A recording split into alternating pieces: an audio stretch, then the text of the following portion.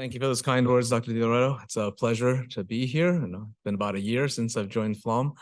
And how's everybody doing? We're kind of at that time of the day when people are starting to get a little tired. And never mind that I'm part of the Cataract Comprehensive Service, so I'm glad we saved the best parts of the symposium for right now, since we're going to talk about cataracts. So I'd like to introduce for our first lecture for this section. It's my privilege to welcome back Dr. Chelik. Dr. Chelik is part of our comprehensive ophthalmology service and is a mainstay in our cataract service. In addition to routine cataract surgery, Dr. Chelik is expert at complex cases, thanks to his multidisciplinary training in cornea, retina, and pediatrics. Just a few more fellowships and he'll be even more comprehensive. He's also adept at implanting premium lenses and enjoys his work helping residents achieve surgical proficiency. So I'd like to welcome Dr. Chelik to present the capsular bag in cataract surgery. Present after that wise presentation before me. I want to give more information, a little bit information about the capsule structure first. And after that, I want to share some of the complex cases related with the capsular bag in cataract surgery. I have no conflict of interest. And for crystalline lens, the structure of the lens is the big convex and the transparent, and the zonules hold the lens in good position behind the iris and inferior to vitreous, and the ciliary body is helping to hold that hammock structure in good place. In crystalline lens, components of the lens, when we check the capsule, epithelium, cortex, and nucleus, we want to emphasize today the capsule and epithelium more. And the function of the lens are to maintain its own clarity and to refract light and provide accommodation in conjunction with the zonule and the ciliary body. And when we check the details about the capsular bag, it's elastic, transparent basement membrane that is composed of the type 4 collagen and other matrix proteins and laid down by the epithelial cells. The outer layer of the lens capsule, the zonular lamella, also serves as the point of the attachment for the zonular fibers. The lens capsule is thickest in the anterior and posterior pre-equatorial zones, and thinnest at the central posterior pole, where it may be measured only 2 to 4 microns. And the zonular fibers, which holds the capsular bag, originates from the basal lamina of the non-pigmented epithelium of the pars plana and pars pellicata of the ciliary body. And these zonules fibers, which are located the valleys between the ciliary processes and consist of microfibrils composed of elastic tissue. They inserted at discrete points at the lens capsule 1.5 to anteriorly and 1.25 millimeter posterior to the equator. With increased age, the equatorial zonules fibers regress, leaving separate anterior and posterior layers that appear in the triangular shapes on cross-sectional of the zonular ring. Cataract formation has multifactorial reasons, and the pathophysiology behind the cataract is very complex. In all probability, its pathogenesis is multifactorial, involving complex interactions between various physiological processes modulated by the environment, genetic, nutritional, and systemic factors. But overall, the problem is the opacification of the crystal lens. And when we go to the cataract surgery steps with phacoemulsification, we see 9 main steps: eye preparation, viscoelastic device injection, anterior capsular access, hydrodissection, hydrodelineation, phacoemulsification, cortex material removal, intraocular lens implantation, viscoelastic material removal, and hydration of the clear corneal incision. And when we check, 6 of these major steps is actually related with the capsule. If you ask me what is the most important part during the cataract surgery, they preserve the capsule in normal anatomy. This is the main objection of the cataract surgery. And I want to share with some of my experience with the complex issues related with the capsule. And these are the topics that we will share with you. Posterior capsule tear and circus IOL implantation. I prepared 1 and 1.5 minutes videos for you. And this is a major cataract. It's grade 3, grade 4. And during the cataract surgery, We didn't leave any problem. It's a little bit dense, but it's okay. We complete it. But sorry.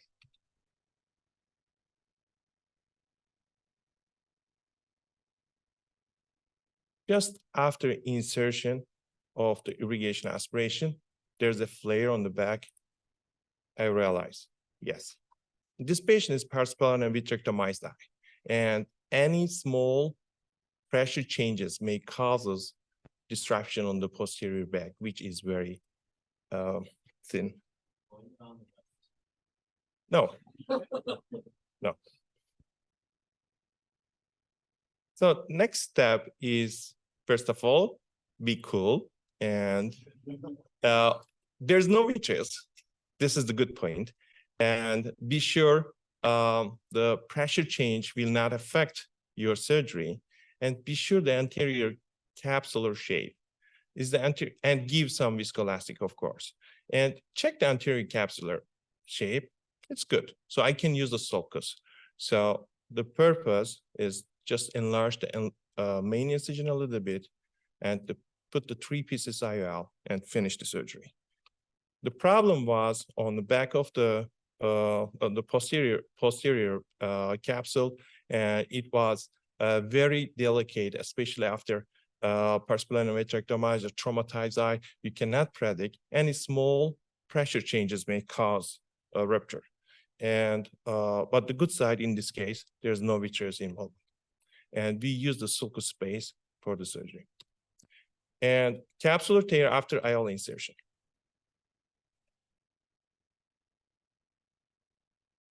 In this case, I want to show again the capsular excess. The anterior capsular excess is uneventful. Everything is okay. We did the surgery. It's done. I use sometimes bimanual, sometimes coaxial. Here, I put the lens. Everything is going well. No problem. Oops, there's a problem. The contrast change. Something wrong. Or be sure the pressure and be sure the lens is in good position. Here, you will see. There's a rupture there. So again, be cool and try to be sure what's going on there. This patient is not vitrectomized. We have vitreous, but we have the lens in good place. And there's no tilt. So I want to check again anterior capsular excess. Is it healthy? Give some viscoelastic. Check the anterior capsular excess. And after I'm sure it's healthy and it's in good shape, so I decided to go to anterior capture of the optic. By this way, your haptics will be in the posterior, but your optic will be in sulcus space, and it will be safe.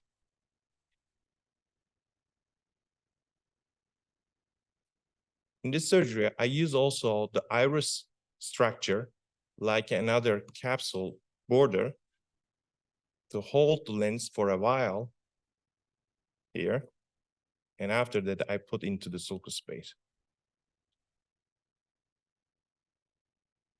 At this stage, while you take out the viscoelastic material, you have to be sure with your nurses, low pressure, because you don't want to displace the lens totally in anterior chamber.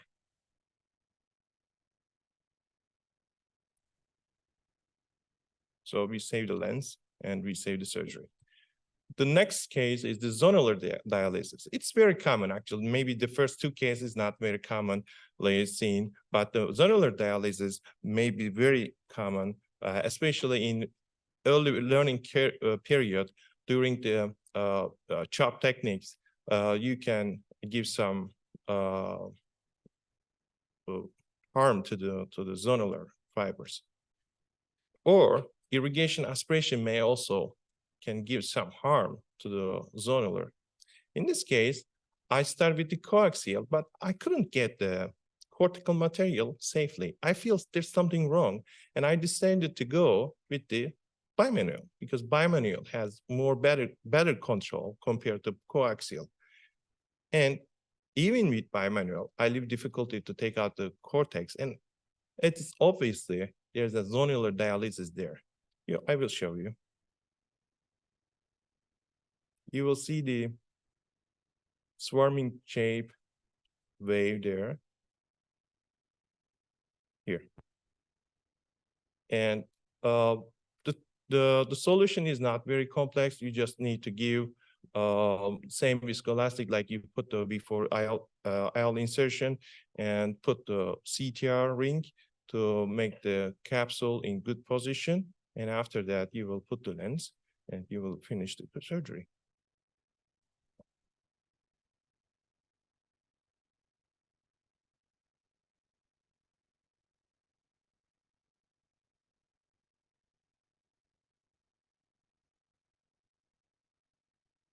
Finish the surgery. The problem was on the zonular area, and this CTR ring helped the capsule in large and exactly the tender space. So your IOL is in good shape now. And anterior capsular notch, it might be also be seen, especially during the phacoemulsification, if your phaco tip is moving too much in the anterior chamber during the phaco part. So you may feel that, you may see that problem. I just want to show you all capsular excess it was normal. But we started to do cataract surgery.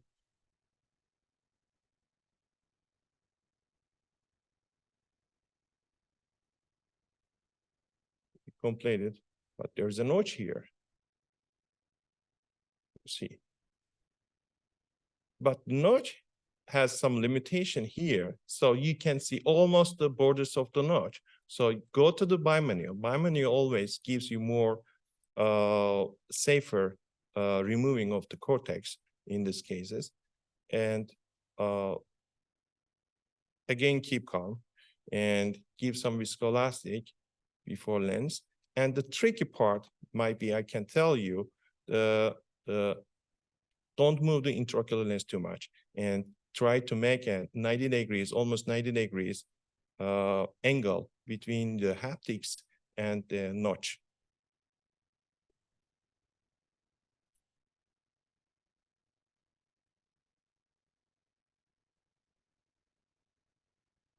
So the problem was on the notch area, and you have to be careful. The notch is not extending to the zonular area. And the reverse capsular axis. Sometimes we need the reverse capsular axis. Sometimes the capsular axis can go to the periphery unintentionally.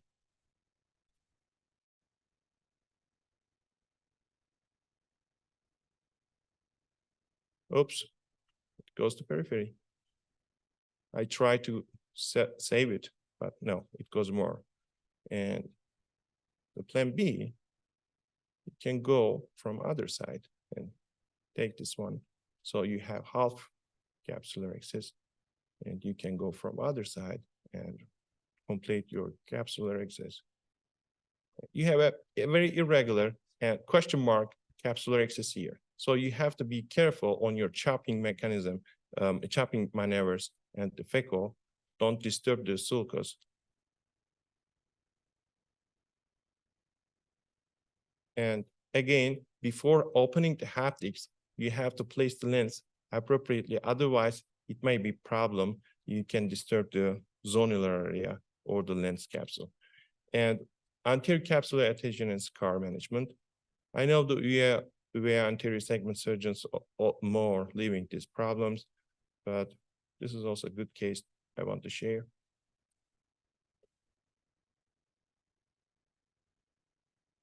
First of all, we have synechia, and I remove it.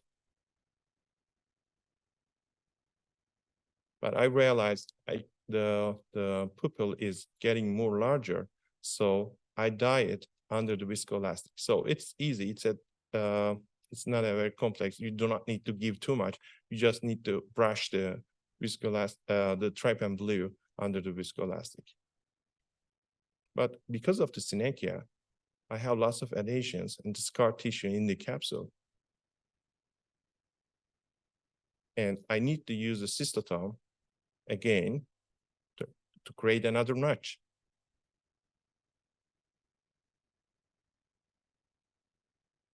Here was okay. Here was question mark, and I open a new notch here. And here I open with a scissors. So my decision from the beginning of the surgery, after cataract, if everything goes well, I will put 3 pieces. Why? This back structure you cannot trust. You have more than 2 point question mark. Maybe goes to periphery and goes to the back of the back structure. And you have to be very precise in your hand maneuvers. Don't disturb the back, zonules and the equator. Vertical chop is my preference in these cases.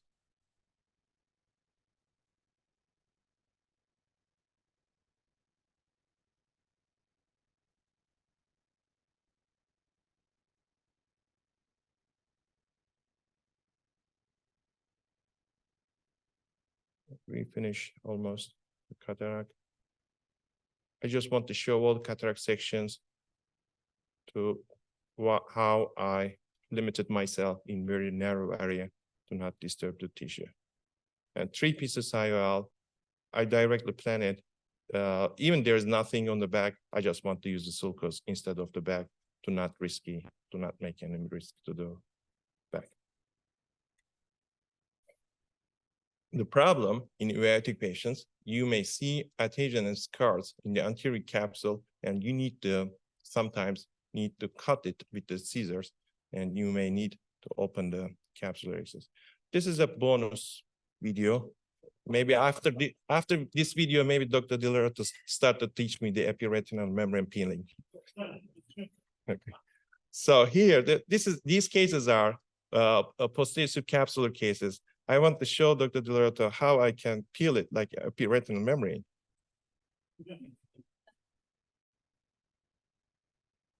So in these scar tissues, you can leave it to the YAG laser, but in first couple of months, YAG laser is not very recommended because of this, the capsule needs some time to get a scar tissue.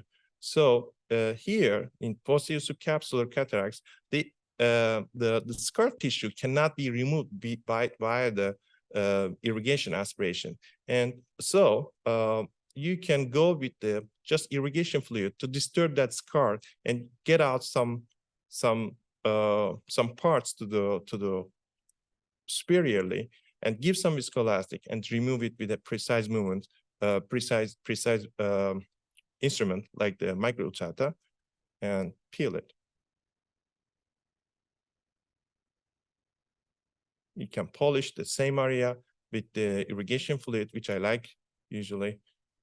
Do it, and you see it's very clear. And the last case, it's again the same character, posterior subcapsular, and we again irrigate the tissue just under and give some viscoelastic, of course. And peel all the scar tissue. And I want to thank you for all my team, because this is a teamwork for surgical coordinators, clinical coordinators, and my technicians team, and all OR team for these great videos.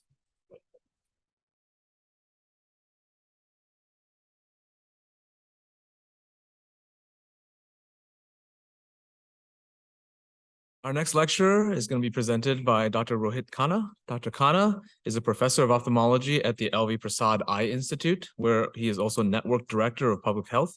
You will hear more about his population health efforts tomorrow during the Duché lecture.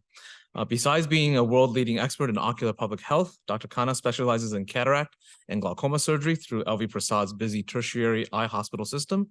He received his MBBS in surgery at Nagpur University in Maharashtra, India, where he remained to complete specialty training in ophthalmology. He then went on to complete a comprehensive fellowship at LV Prasad, where he joined the team as a junior ophthalmologist in 2003 and has risen through the ranks to where he is today. He has numerous peer-reviewed publications related to cataract surgery and has presented about the subject throughout the world, including at the American Academy of Ophthalmology and ARVO. He is a member of ARVO, the All India Ophthalmic Society, and the Glaucoma Society of India. He also holds an appointment as an adjunct associate professor of ophthalmology at the University of Rochester.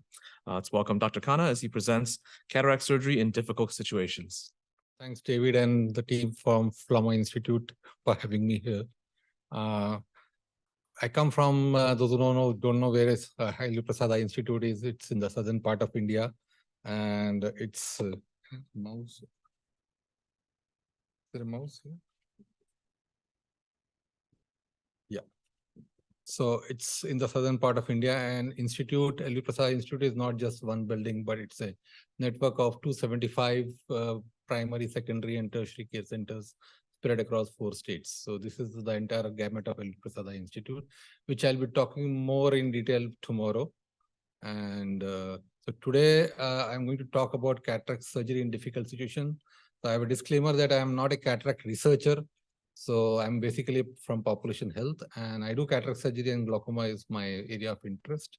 So couple of, in the interest of time, I won't be going through all the cases, but at least some of the videos I can show you what we do in some difficult situations. And these are the some of the cases. You can see the most of the situations you face difficulty, the posterior polar cataract, uveitis cataract, cataract with small pupil, floppy iris, white and hard cataracts, which you saw in the last presentation. And we do see a lot of lens-induced glaucoma. I heard yesterday that you also see a couple of them here. So which is resonant there, subluxated cataract. High myopia and hyperopia are sometimes very challenging actually, and then Fuchs dystrophy, and finally pseudoexfoliation. So what is more important is, like, whenever you have a case of cataract or any eye condition which comes to you, a good thorough preoperative evaluation is essential. And without dilatation, you might have missed this kind of subluxation. And if this case would have come to you and you have seen undilated and advice for cataract surgery, you might have missed that subluxation. So a thorough preoperative evaluation is very, very critical for identifying giving the prognostication for cataract, because the patient will be interested in to know what is his outcomes and what kind of complications are likely to happen. And if you don't tell a priori to all these things to the patient, I think you may have a big trouble after surgery actually. So coming to the first case is posterior polar cataract. You can see it's called a bullseye kind of cataract, and there are literature on anterior segment OCT picking up the breaks in the posterior capsule. So there was a paper recently in one of the Indian Journal of Ophthalmology which said that ASOCT is almost 90% sensitive in picking up the breaks in the posterior capsule. And a couple of tips for the residents, basically, to when you see a posterior polar cataract, you avoid hydrodissection, avoid excessive intralenticular pressure, use good balanced BSS. The rexis size should be quite adequate, 5 to 6 millimeter. And there are also reports like some surgeons do inside out hydrodelineation, which is after trenching, they do some kind of hydrodelineation. Avoid rotation of the nucleus and use low phacoemulsification setting and avoid chamber fluctuations. But still, despite all that, the literature reports the rate of PCRN to be 25 to 35%. There's one of the video which I will just go through. The posterior polar cataract, we were operating and there was a break.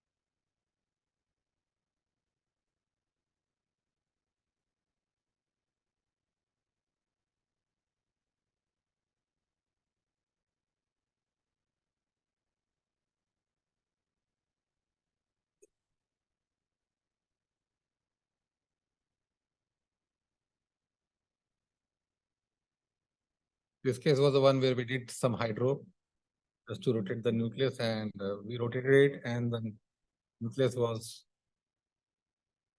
and it suddenly disappeared.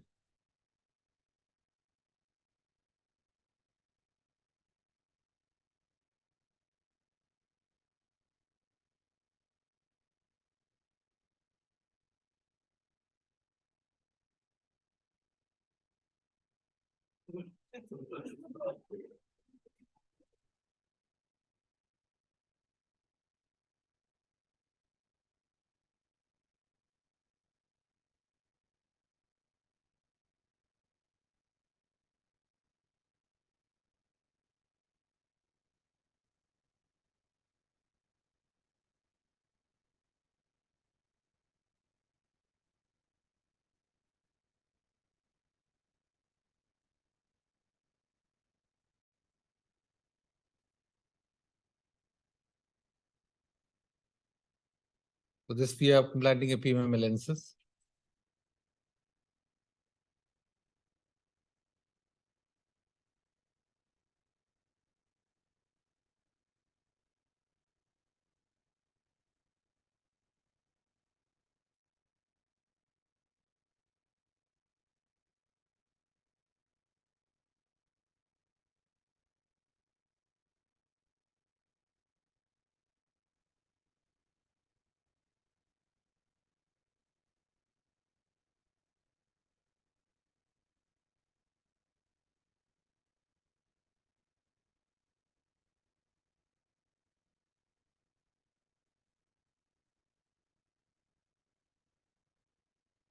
I feel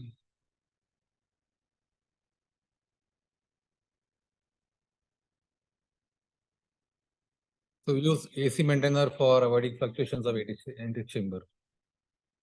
This AC maintainer keeps the chamber well maintained.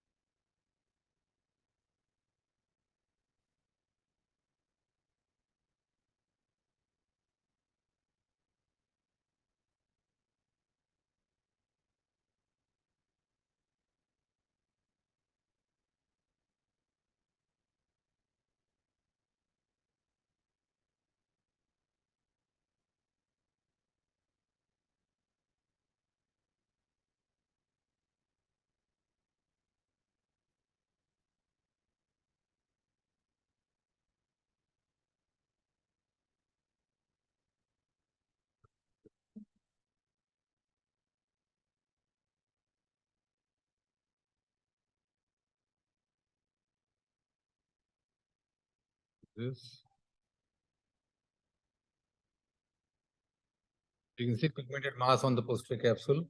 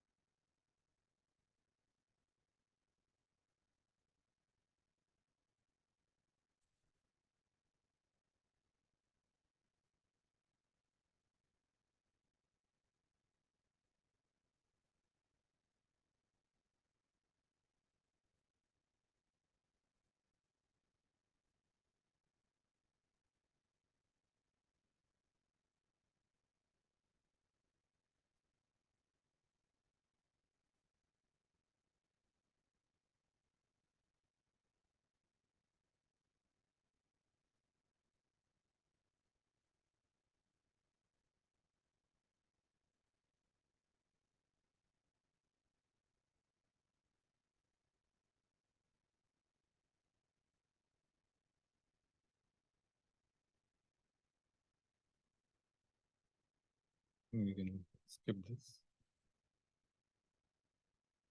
Yes. So this is about the posterior polar cataract, and probably looking at the post uveitis. I think again, as we heard in the morning, good anti-inflammatory and good control of uveitis is mandatory before you even start doing cataract surgeries in uveitis patient, and at least a stable uveitis for at least 3 months. And usually we do in block, give a local anesthesia and a good synostosis, use of intracameral dilating agents. Sometimes people retractor and also expansion devices. And usually in uveitis patient, I use 3-piece IOLs and avoid hydrophilic or hydrophobic lenses. These are the representation of dilatation of pupil, and this is another video which shows how the ring can be implanted in case of it's not playing. It's not playing, looks like. So this is a video which shows that how the ring can be implanted, and I don't think I'm able to play it here. Anyway.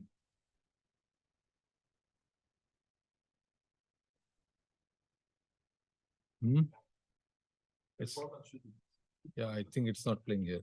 Anyway, the next case is floppy iris, and this is very common, though took a long time for us to understand this is a case of floppy iris. It was really initially reported in 2000, after 2000, when and the reports came after the use of the most of the alpha antagonists, which is tamsuline, which is most common, and with the new drugs like alfuzosin and all, the incidence is less, but still I think incidences cannot be reduced completely, eliminated completely. And it's having more preponderance than females. And pre-op, we need to stop systemic alpha antagonist for a week prior to the surgery, and start pupillary dilatation a week prior, use of intracameral mydriasis, and again use of ring and viscomydriasis, and also use lower aspiration setting. Again, white cataracts, we have seen that white cataracts, sometimes it's very intermittent cataract, and we use preoperative mannitol also, because when you dilate this patient, sometimes they can go into lens-induced glaucomas, and use of trypan blue, and also good to have a femto. If you have a femto, do a rexis using a femto. And Argentine flag sign is very common, which you saw in the previous presentation, and you have to manage the rexis accordingly. I'll skip this. I'll show you one video of lens-induced glaucomas. We see a lot of lens-induced glaucomas, and this is more about SICS, small incision cataract surgery in lens-induced glaucoma. And so this is a case of phacolytic glaucoma.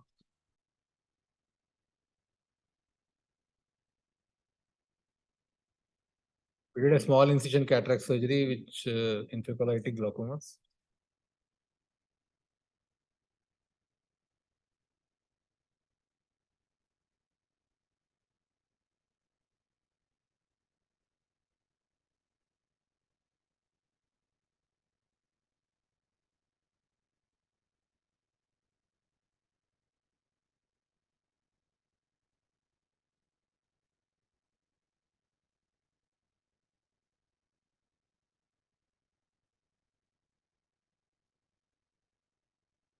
We don't use viscoelastic in this. We keep the chamber well maintained, and the entire procedure is done without the viscoelastic.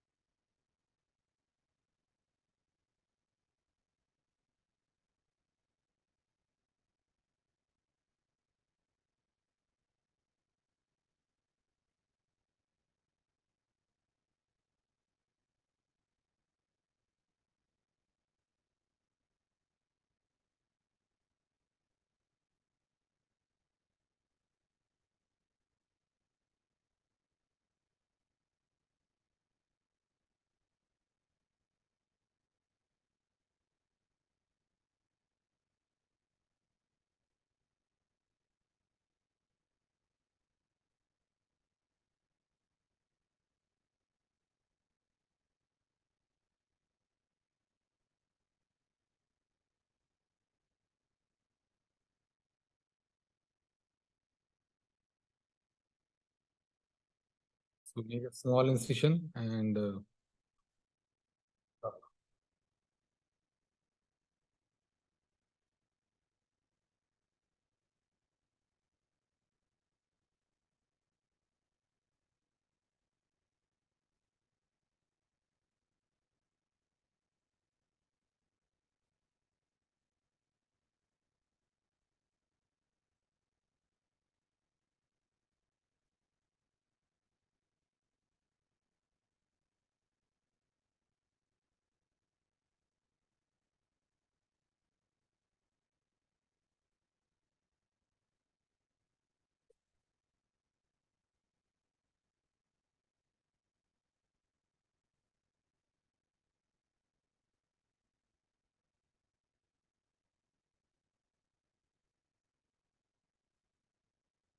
then you can implant a lens and then probably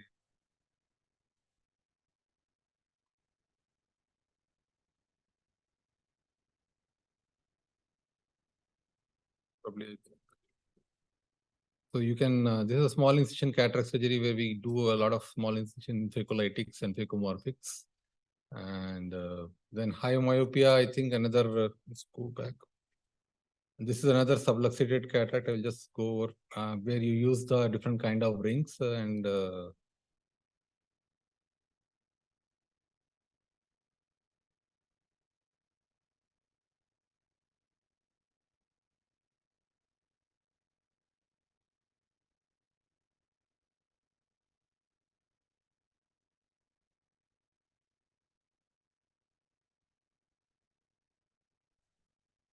different kinds of rings are available, which we can use, including the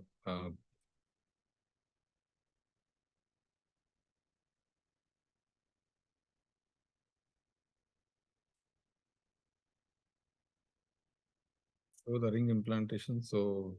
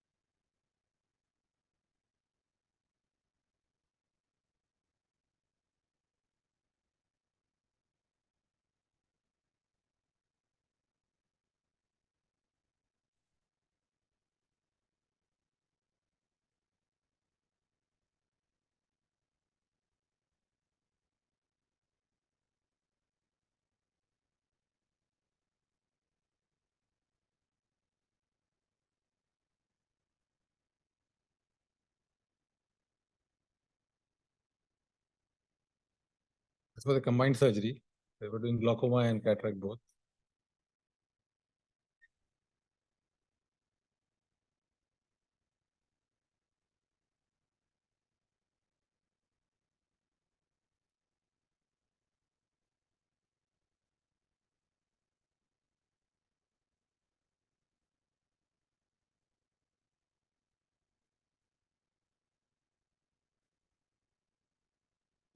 This, and then you can use.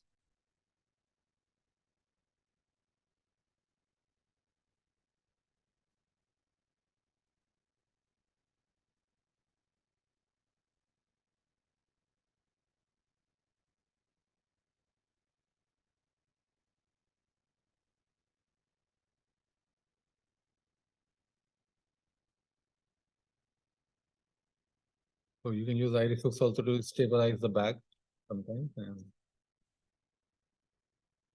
I'll just skip this side.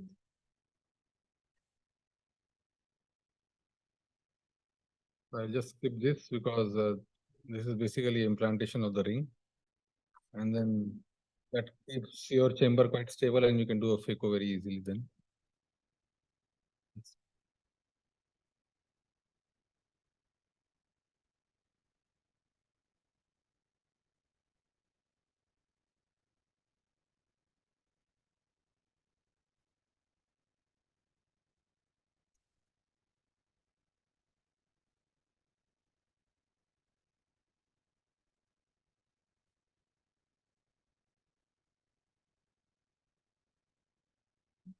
So this is about the subluxated cataracts and the different kind of rings available, and depending on the type of subluxation, you can use different rings. And coming to high myopia, again, high myopia have high risk of post-capsular rent, detachment, myopic maculopathy progression, and glaucoma. So again, and there is a chance of reverse pupillary blocks. When you have this kind of situation, you use spatula to separate iris from the intercapsular ring, and or use pupillary expansion devices, and also you keep the bottle height quite low. High hyperopia, again, most challenge is intraocular lens power calculation, and now we have, with the advent of new IO formulas like Barrett and other formulas, I think we have a good idea about. Otherwise, in the past, we used to have a lot of refractive surprises, which we don't see now. And especially in anophthalmos eyes, you have to do a sclerotomy and all. When you see an anophthalmos, a prophylactic sclerotomy is always useful, especially when the axial length is below 18 millimeter. And then Fuchs dystrophy is another condition where you sometimes have to do a combined surgery. There is always a chance of myopia offset having in Fuchs, so probably you try to use the intraocular lens power accordingly. And sometimes it's better to do a combined surgery rather than just doing a cataract surgery, because you may have a problem with that. And lastly, pseudoexfoliation. It's a well-known entity where there is a risk of pupillary dilatation, weak zonules, and we have seen a lot of issues with pseudoexfoliation, like the capsular back dislocation and all. So you can use CTR, capsular hooks, rings, and still whatever you do, I have seen at least 2 cases of my pseudoexfoliation cases after 1 year having spontaneous dislocation of IOL along with the bag, which you showed in the presentation. I will skip this diabetic cataract. You see more than BC actually, and so I think that's all about the cataract surgery and some of the difficult situation we face. So, but if anybody is more interested in other conditions, we have a lot of videos about that, and I brought all the videos. And if anybody is interested to see any video of any condition, probably I'll be happy to share with them.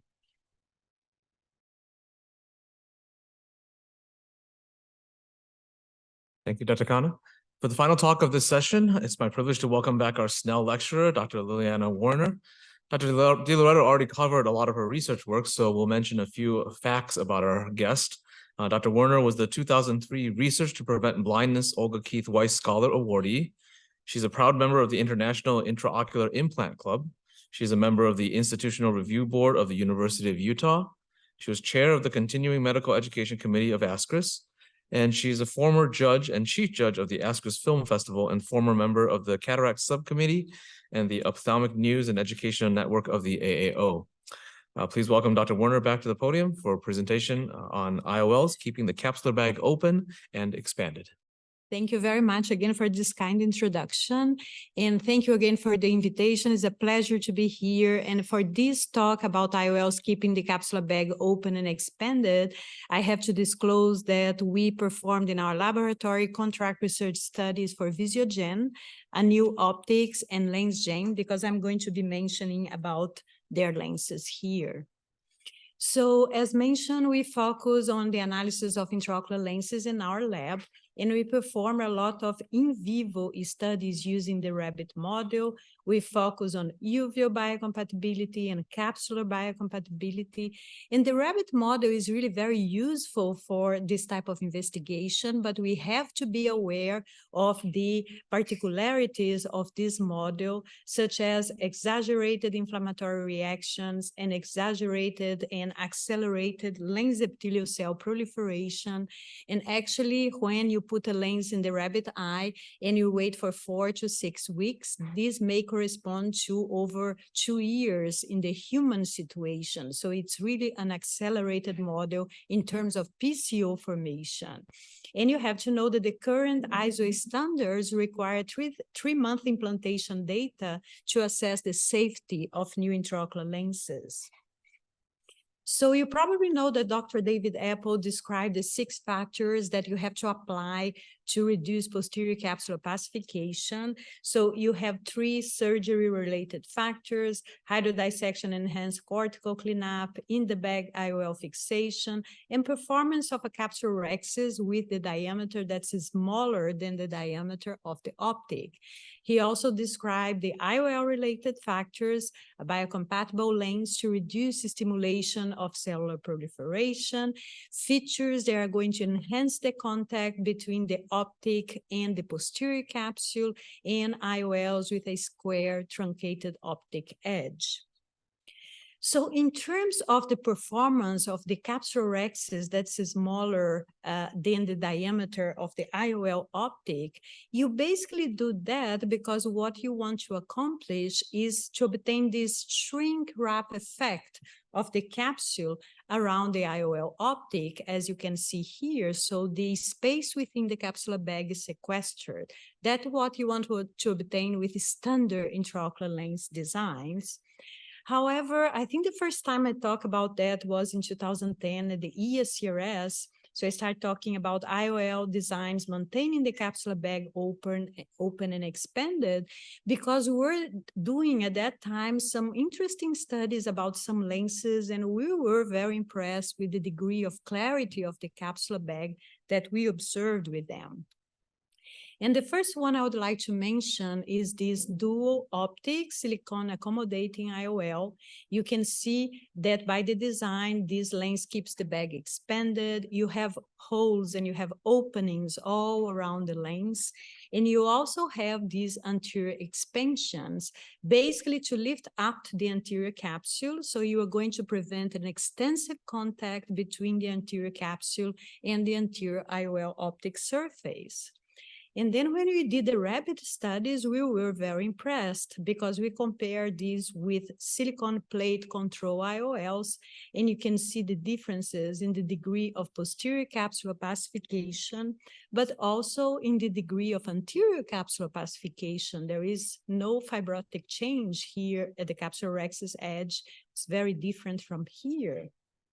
But now you have 2 optics inside of the capsular bag, and we discussed you could have interlenticular opacification. So we did another rabbit study to make sure that that was not an issue.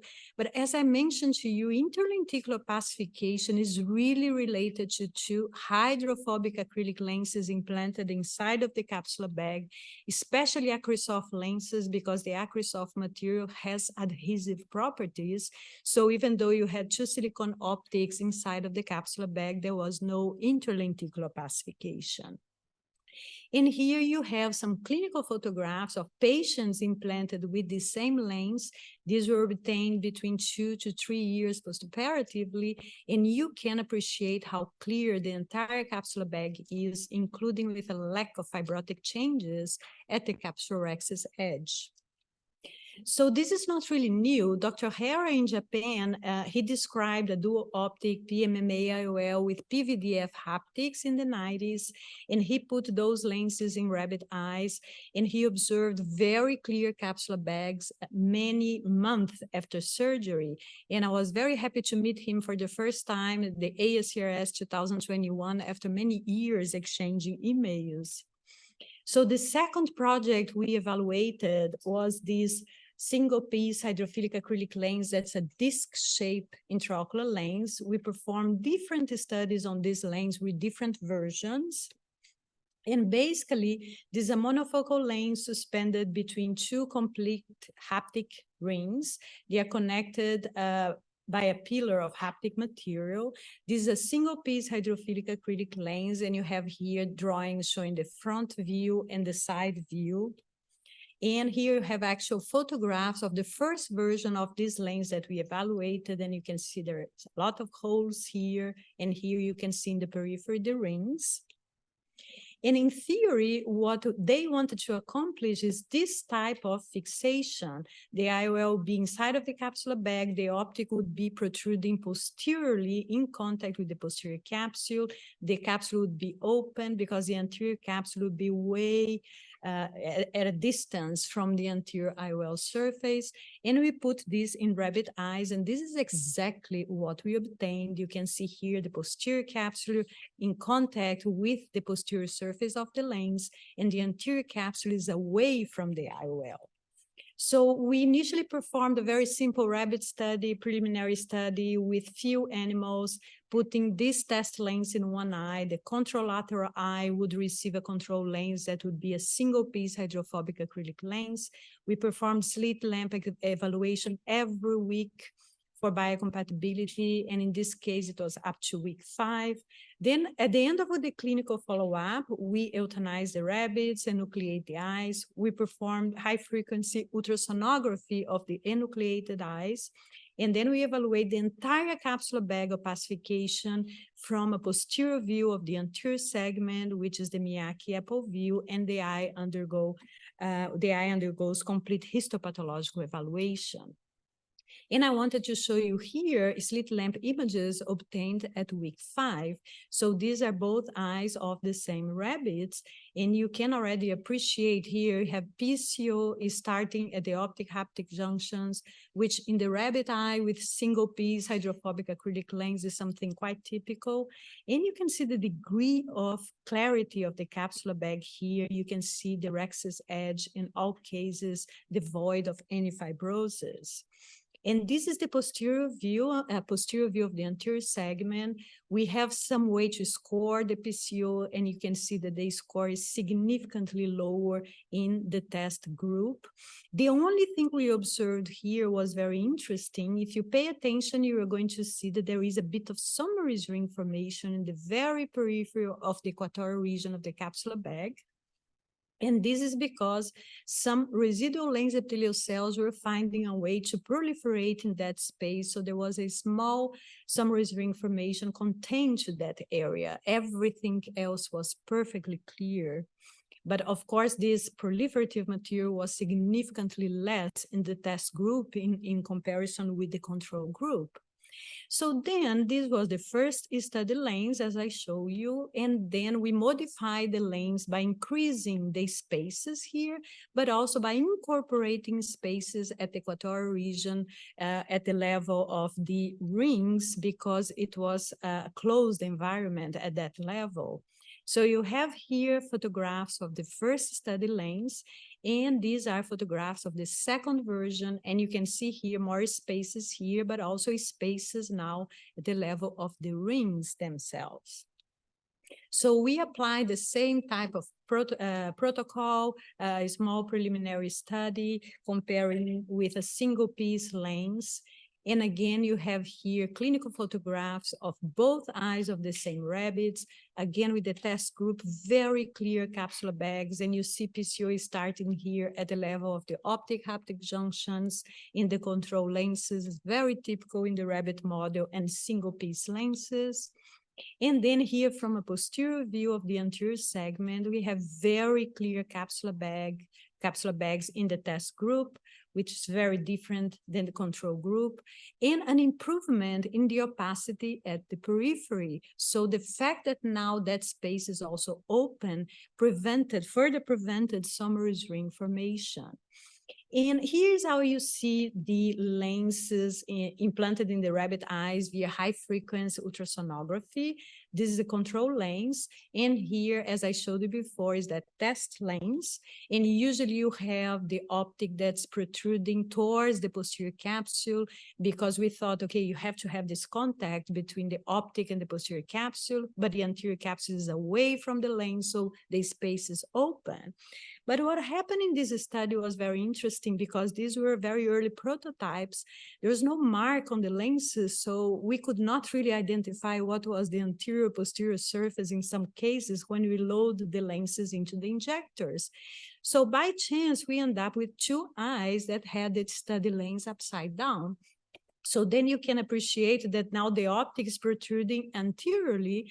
Therefore, there is absolutely no contact between the optic and the posterior capsule.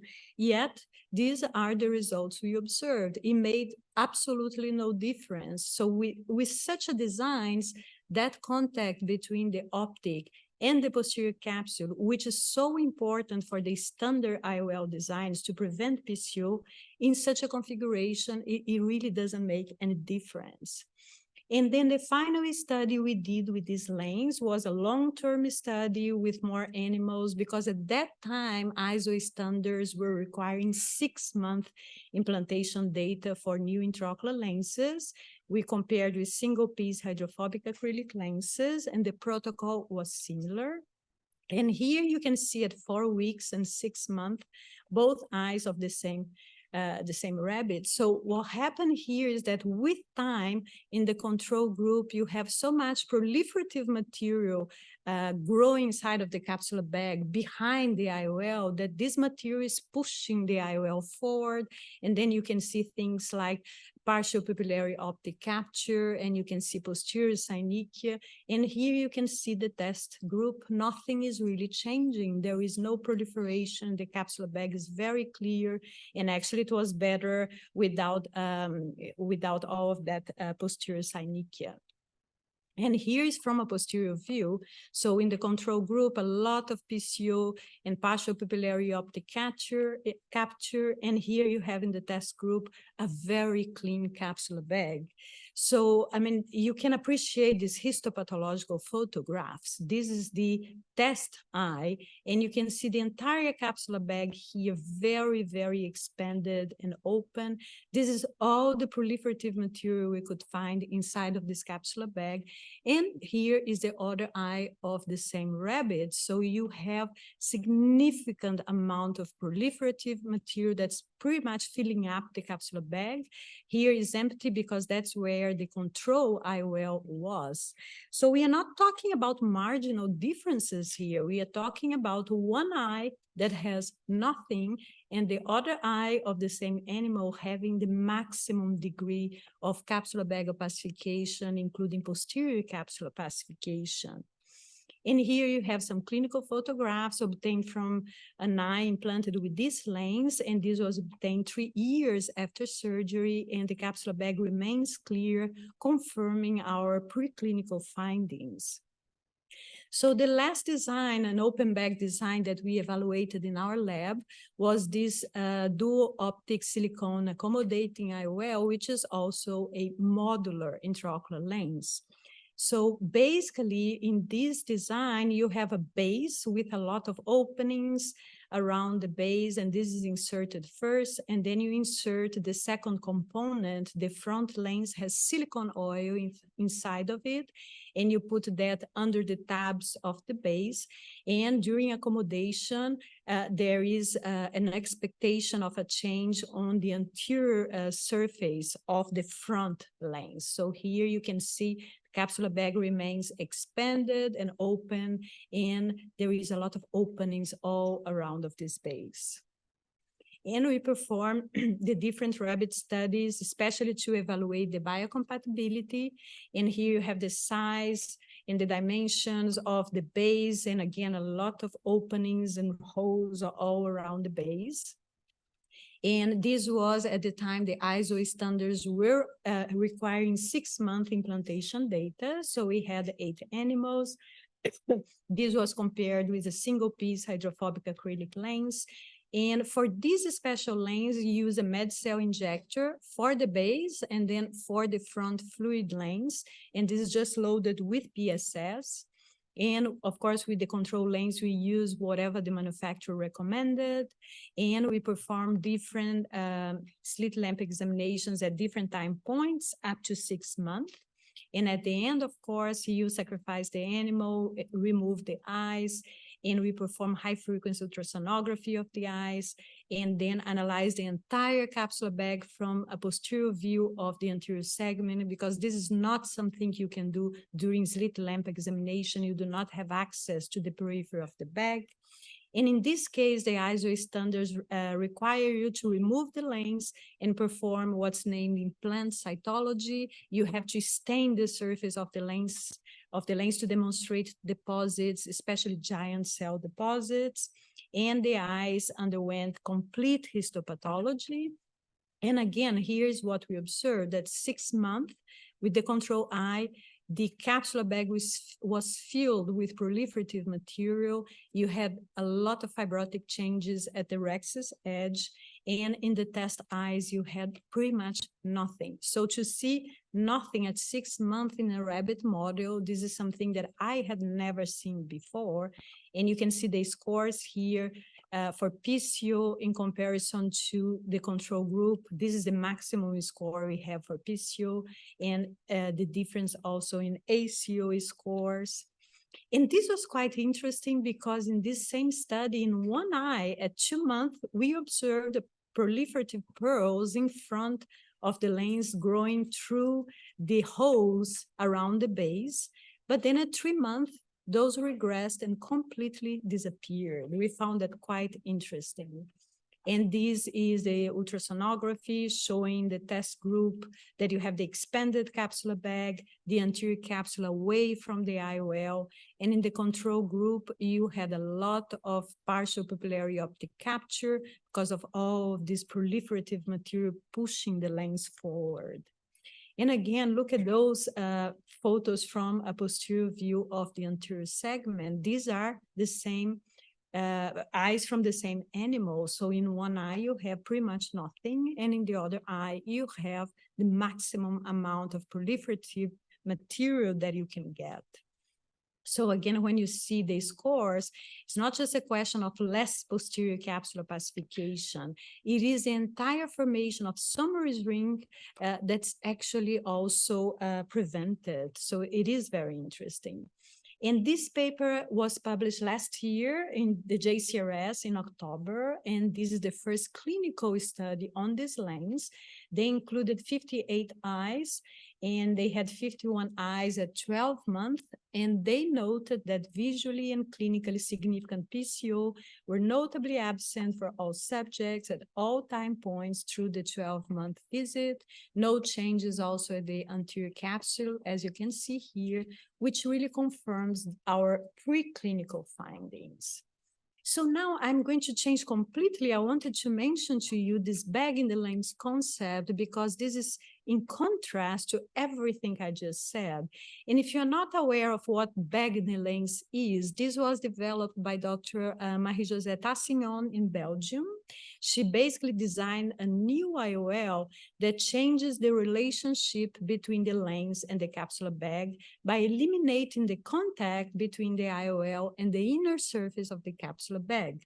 So in this case, you perform anterior and posterior capsulorhexis of the same size, and then you are going to fit the capsulorhexis openings to a groove around the IOL. So of course, this is a specially designed IOL. And it was very interesting because Dr. Tassignon had some patients dying of cancer, unfortunately, but they donated to her the eyes for research. And then when they died, she actually sent the eyes to me. So I had this unique opportunity to actually evaluate those eyes. And if you think about the technique, if those capsulorhexis are quite well centered, then in each case, you are going to have an IOL that's perfectly centered. And of course, in each case, you are going to have a perfectly clear visual axis. So this is what you see here. And this is how you see the lens under high frequency ultrasonography. But then I received the eyes and they were obtained after different time points after implantation. In one eye, it was 9 months, the other one, 4 months, 27 months, 38 months. And you can see here that the equatorial region of the capsular bag, which is the residual bag in that procedure, looks very different. And she was actually very surprised because we could demonstrate that now, as you can see here, the residual capsular bag in this case is a completely closed environment, and the lens epithelial cells that are inside of this space, they proliferate like crazy. So the summary information that you can observe with this concept is totally amazing. So again, this is in total contrast to the open bag designs that I just described. So now, why these open bag IOLs have a capsular bag that is so clear? So there are different theories, and let us focus first on the anterior capsular opacification, which is largely prevented, as you could see. And I did a lot of studies using human eyes obtained post-mortem that were pseudophakic eyes that had different intraocular lenses. And at that time, I found many examples where the anterior capsule was only opacified where it touched the IOL surface. So if you do prevent that extensive contact, you prevent formation of this fibrocellular tissue, which is attached to the inner surface of the anterior capsule and cause the opacification of the anterior capsule. But in terms of posterior capsule opacification prevention, there are different factors that may be involved. If you have rings around the lens, of course, any residual lens epithelial cell may be blocked at the equatorial region of the capsular bag by those ring elements. So you would not even need the contact between the optic and the posterior capsule here. That's exactly what we observed. But also the capsular changes with postoperative time are very different if you consider a standard IOL design. So there is always contraction. This is the shrink wrap effect that you actually want to obtain. And you see that with the open bag designs, you have a more physiological shape, size, you have better maintenance of the way the capsular bag actually looks like because it doesn't really change much. But what appears to be very important is this concept that now that you have an open capsular bag, you may have a flux of aqueous humor going around the inner compartment of the capsular bag, which is something that you did not have before. And the aqueous humor may bring some factors that are known in vitro studies to prevent lens epithelial cell proliferation. So now there is this irrigation inside of the bag inhibiting proliferation of any lens epithelial cells. But also if you have residual lens epithelial cells inside of the bag, they start producing factors like cytokines. They are going to further stimulate cell proliferation. However, now you have a flux of aqueous humor irrigating the inner part of the capsular bag. So you are diluting all the time the cytokines and they never reach the concentration that's needed for stimulation of lens epithelial cell proliferation. So if you check the literature, you are going to find many interesting projects going on, not only of lenses, but other devices like ring devices that were specifically designed to keep the capsular bag open and expanded. And some, of course, are very weird looking, but in any way, the results they have in terms of prevention of postoperative capsular opacification are quite amazing. So just to summarize, I mean, as I mentioned in an editorial that I wrote for the JCRS based on the same subject, there is a lot we still do not know in terms of the interactions between the capsular bag and the IOLs that are fixated within the capsular bag. These interactions are very complex, and we can expect they will continue to have an impact on IOL manufacture as we better understand these interactions. So maybe there will be a redesigning of IOL in the future. We do not know. So again, thank you so much for the invitation, and thank you so much for your attention.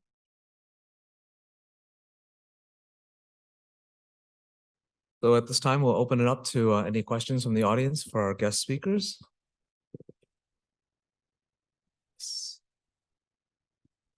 Liliana, that was wow. That was a great talk, really interesting. This aqueous flow concept, I think, is really pretty interesting. I think the Aquaport was another sort of wow moment in terms of phakic intraocular lenses with a little opening in the center of the lens. And all of a sudden we stopped seeing cataract after that. So that whole concept of aqueous flow, you know, we kind of forgot about it, but it, you know, I think that there's something there that really, there's real potential in terms of how we inhibit cell proliferation and pathology, basically. Yeah, that's actually a great analogy. But what I'm getting now in terms of questions, which is a great question, in my first presentation, we talk about dead bag syndrome.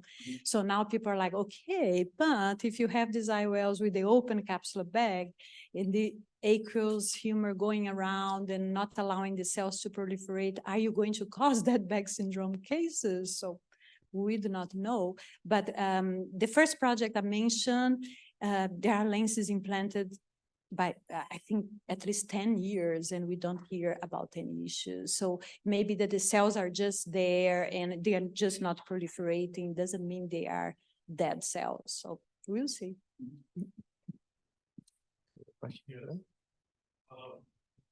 Those were very good, very interesting. The research about cells of the lens. But there's one I'd like to recommend. The lens is the only tissue in the body for which there's never been a malignancy. And it might be worth investigating the cells for that.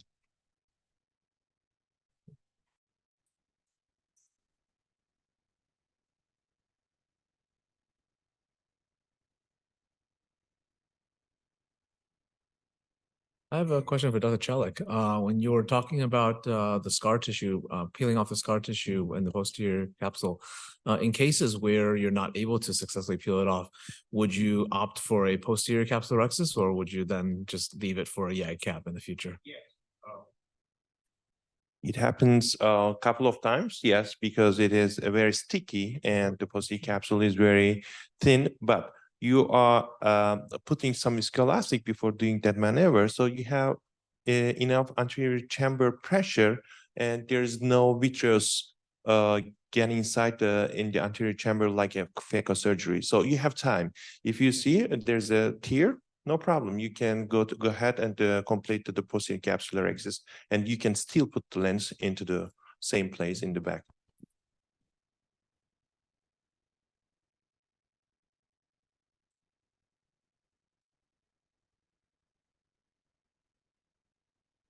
Actually have a question of Dr. Khanna. Is he here? Oh, yeah. So Dr. Khanna, I was talking to Dr. Vasavada during the ASCRS, and so it was actually Vaishali that I talked to, and she said they observed a lot of dead bag syndrome cases in their center. So I was wondering if you had observed any dead bag syndrome case in your center. You have so many patients. No, I have not seen personally myself, but I will check with my cataract colleagues if they've seen dead bag syndrome, and probably I think we can talk about it more in the break. Okay. And see whether we can collaborate in that area. Absolutely. Yeah. Thank you. Dr. Levin? So much work is going into finding a material and a way to stop capsular fibrosis. And there's no question that having silicone in the eye, doing things in the eye, and the make of the eye all makes a difference. I'm wondering how much genetics plays a role. We've done work over the last decade showing and analyzing the genetic responses of the equatorial epithelial cells of the bag, how that proliferates. Why not gene therapy? Why not some way to just prevent the whole process from the get-go? Then it wouldn't matter what the material is, right? And I'm wondering if anyone has put any thought into that other than in the laboratory.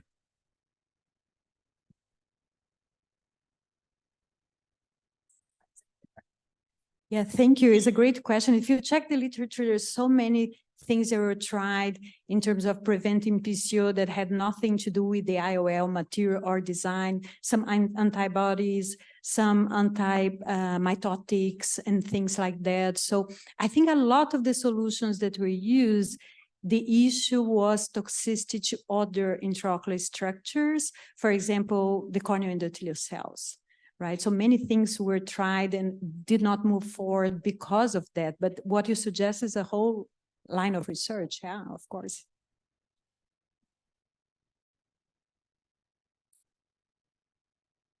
Any other questions?